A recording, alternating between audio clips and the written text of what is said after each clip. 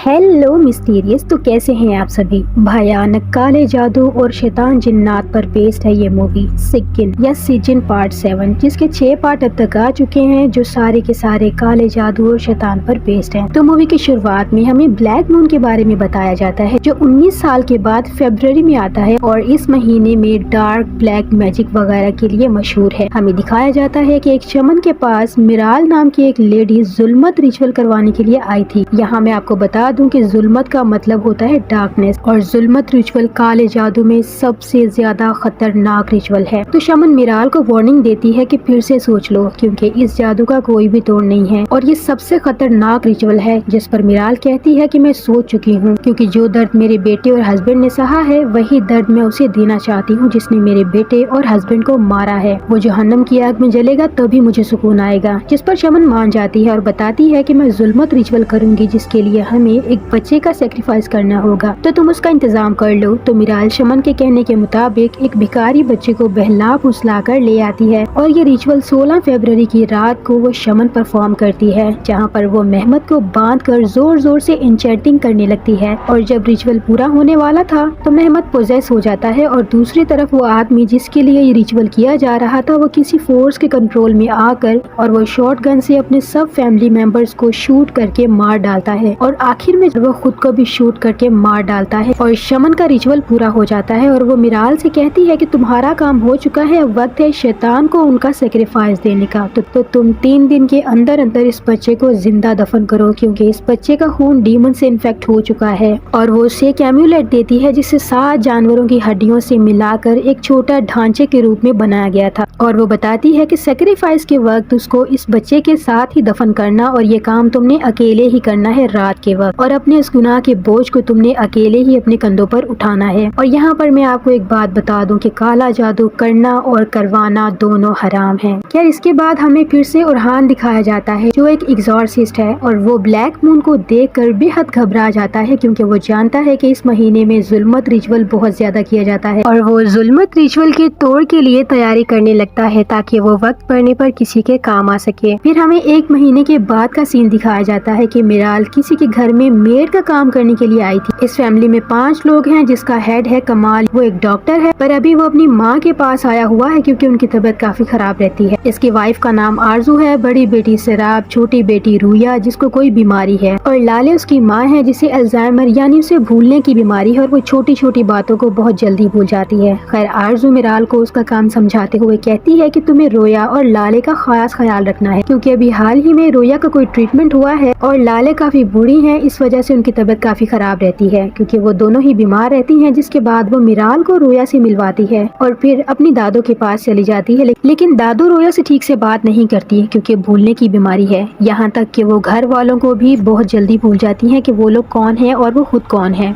और कभी कभी अजीब बातें करती हैं, जैसे कि वो रोया से कह रही थी कि तुम मेरी पोती नहीं हो बल्कि तुम कोई और हो, और तुम्हारे डैड ने जो गलत काम किया था उसके बारे में मुझे पता है। ये कहकर वो रोया को वहाँ से भगा देती है। फिर रात में जब मिराल लाले को खाना खिलाने के लिए आती है, जिस पर लाले मिराल को भी उल्टा सीधा कहती है कि ऊपर के रूम में मेरी पोती रहती है, उसे कहना कि फिर दोबारा कभी भी मेरे रूम में ना आए, वो मेरी पोती नहीं है बल्कि कमाल ने उसे कुछ और ही बना दिया है। और ये सब बोलकर वो मिराल को भी वहाँ से कुछ कहकर भगा देती है। इधर सीरप काफी दुखी थी नई जगह पर आने से, क्योंकि उसके सारे फ्रेंड्स पीछे छूट गए थे। जिस पर छोटी रोया उसे कंसोल कर रही थी। सीरप कहती है कि तुम्हें क्या फर्क पड़ता है, तुम तो बीमार हो, तुम्हारे कौन सा फ्रेंड्स है जो तुम्हें दुख होगा। और बाहर खड़ी उनकी माँ उनकी बातें सुन रही थी, जो जाकर कमाल को बताती है कि सीरप इस माहौल में एडजस्ट नहीं हो पा रही, वो काफी अकेली हो गई है। जिस पर कमाल उससे वही बात कहता है कि वो आहिस्ता आहिस्ता ठीक हो जाएगी। खैर इधर मिराल अपनी फैमिली, अपने हस्बैंड और अपने बेटे को याद करके रो रही थी और उनकी पिक्चर्स देख रही थी, जब उसे फ्लैशबैक आता है कि किस तरह से उस आदमी ने शॉटगन से उसके हस्बैंड और उसके बेटे को उसकी आंखों के सामने मार डाला और मिराल को जिंदा छोड़ दिया। और ये आदमी और कोई नहीं बल्कि मिराल के हस्बैंड का सगा भाई था, जिसने कुछ प्रॉपर्टी के लिए अपने भांजे और भाई को मार डाला। और इसी पर पर मिराल ने जुल्मत रिचुअल करवा के इसके हाथों इसकी फैमिली को मरवा कर उसे वही दर्द दिया था, जिसके बाद वो खुद ही खुद को मारकर मर गई। अब मिराल अपनी इन्हीं यादों में थी कि वहाँ पर उसके बेटे की स्पिरिट डिमोनिक रूप में आकर उससे कहती है कि मिराल ने अपना सेक्रीफाइस क्यों नहीं दिया, और इस शमन और मेहमत की स्पिरिट भी उसे डराती है और अचानक से सब गायब हो जाते हैं, जिससे मिराल की जान में जान आ जाती है। इधर कमाल के साथ भी अजीबो गरीब चीजें हो रही थी। उससे रोया खून में लथपथ बाथ टब में पड़ी हुई नजर आती है। उसके आसपास खून की बोतलें लटकी हुई थी और लाले भी वहाँ पर खून से लिपटी हुई पास खड़ी, जो कहती है कि कोई भी नहीं जानता कि यह खून किसका है। कमाल घबरा कर रोया को अपनी गोद में उठाकर उसे होश में लाने की कोशिश करता है, पर दूसरी तरफ से एक और रोया उसी हालत में आ जाती है और कमाल उसे देखकर डर जाता है। और कमाल देखता है कि उसकी गोद में रोया नहीं बल्कि मेहमत था डिमोनिक रूप में, जिससे वो बहुत ज्यादा डर जाता है और तभी उसकी आंख खुल जाती है। दरअसल ये सिर्फ उसका एक भयानक सपना था। इधर सीरप रोया से पूछती है कि उसे मिराल कैसी लगी, वो उसके साथ ठीक से रहती है या नहीं, जिस पर रोया कहती है कि मुझे तो वो बहुत पसंद है। पर सीरप को वो खास पसंद नहीं आई थी कि वो हर वक्त फेक स्माइल करती रहती है जैसे वो कुछ छुपा रही हो। वो रोया से कहती है कि तुम्हें भी उसके साथ ज्यादा घुलने मिलने की जरूरत नहीं, वो बस एक काम वाली है तो उसके साथ उसी हद तक रहो। के बाद वो अपना कंबल ओढ़कर सोने के लिए लेट जाती है और रोया को कंबल के अंदर से आवाजें आती हैं। वो समझती है कि शायद सीरप उसके साथ मजाक कर रही है और वो देखने के लिए सीरप के पास जाती है और वो उसका कंबल उतार कर देखती है जिसके अंदर सीरप ही थी। इधर उरहान को महसूस हो चुका था कि जुल्मत रिचुअल किसी ने पूरा कर लिया है और वो उसका तोड़ ढूंढने की कोशिश करता है, क्योंकि ये आम लोगों के बस की बात नहीं कि उसका कोई तोड़ कर सके। और इन शैतान जिन्नात को भी पता चल जाता है कि उरहान इस कर्ज को खत्म करने के लिए तैयारी कर रहा है और उरहान भी काफी पावरफुल है अपनी रूहानी ताकत की वजह से। इसलिए उरहान के कानों में शयातीन जिन्नात की आवाजें गूंजने लगती हैं जो उसे वार्न करते हैं कि तुम इस सब से दूर रहो वरना अंजाम बहुत बुरा होगा।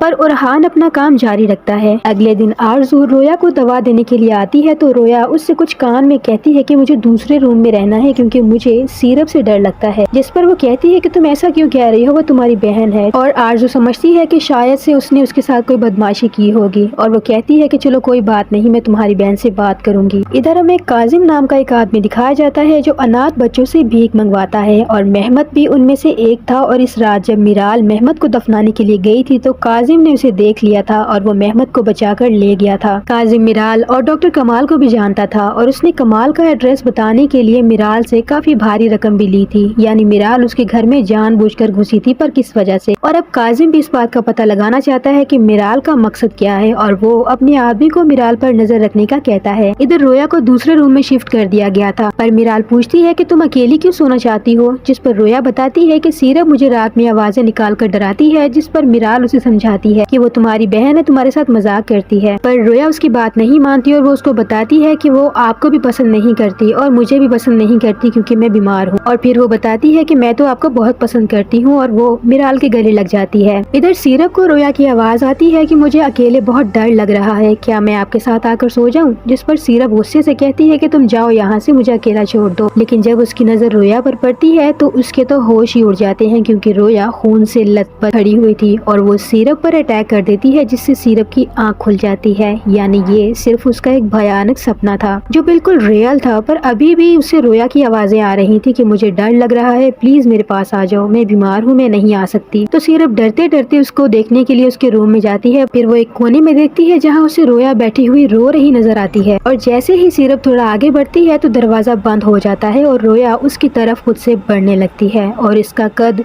लंबा होता चला जाता है और तभी रोया उस पर अटैक करती है, जिससे फिर से सीरप की आंख खुल जाती है और वो सचमुच में आकर कहती है कि मुझे डर लग रहा है और वो सीरप के गले लग जाती है। इधर मिराल को भी सपने में अपनी फैमिली की मौत और इस रिचुअल के विजन आ रहे थे जो उसने किया था, लेकिन स्ट्रेंजली उसे एंड पर लाले की मौत नजर आती है और उसकी डेड बॉडी भी, जिससे वो बेहद डर जाती है। इधर कमाल अपनी माँ को सोते हुए उठाकर कहता है कि रोया को बचाने के लिए आपको अपनी जान देनी पड़ेगी और वो कहती है कि मार दो मुझे जैसे तुमने मेहमत को मारा था, जिस पर कमाल पूछता है कि आपको उसके बारे में कैसे पता, जिस पर लाले बताती है कि मेहमत ने ही उसे बताया है और वो यहाँ पर आता जाता रहता है। कमाल कहता है कि रोया को बचाने के लिए मुझे आपका खून चाहिए और ये कहकर वो अपनी माँ के मुंह पर खून की बोतलों की नालियों को रस्सियों की तरह बांधकर उन्हें सीढ़ियों के ऊपर ले जाकर ऊपर से धक्का देता है, जिससे वो मर जाती हैं। और तभी वो डरकर उठ जाता है क्योंकि ये उसका भी सिर्फ एक नाइटमेयर था। तभी उसे लाले की चीखने की आवाजें सुनाई देती हैं और वो फिर से भागकर उसे देखने के लिए जाता है और वो देखता है कि उसकी माँ उन्हीं सीढ़ियों के ऊपर खड़ी हुई थी जो कह रही थी कि ये कोई सपना नहीं है, मैं सचमुच में जा रही हूँ हमेशा के लिए। और ये कहकर वो सीढ़ियों से खुद ही गिर जाती हैं, जिससे उनकी वहीं पर मौत हो जाती है, बिल्कुल उसी तरह जैसे मिराल और कमाल ने अपने सपने में देखा था। अब दादू की मौत की बात ये लोग रुया से छुपा लेते हैं, क्योंकि वो उनसे काफी अटैच थी, और बताते हैं कि वो अभी हॉस्पिटल में हैं क्योंकि उनकी तबीयत ठीक नहीं। जिस पर रुया बताती है कि जब मैं छोटी थी तो दादू मुझे बहुत पसंद करती थी, मुझसे बहुत प्यार किया करती थी, पर जब से मेरा ट्रीटमेंट हुआ है वो मुझे अपनी पोती ही नहीं मानती। वो ऐसा क्यों कहती है कि कमाल ने मुझे किसी और चीज में बदल दिया है,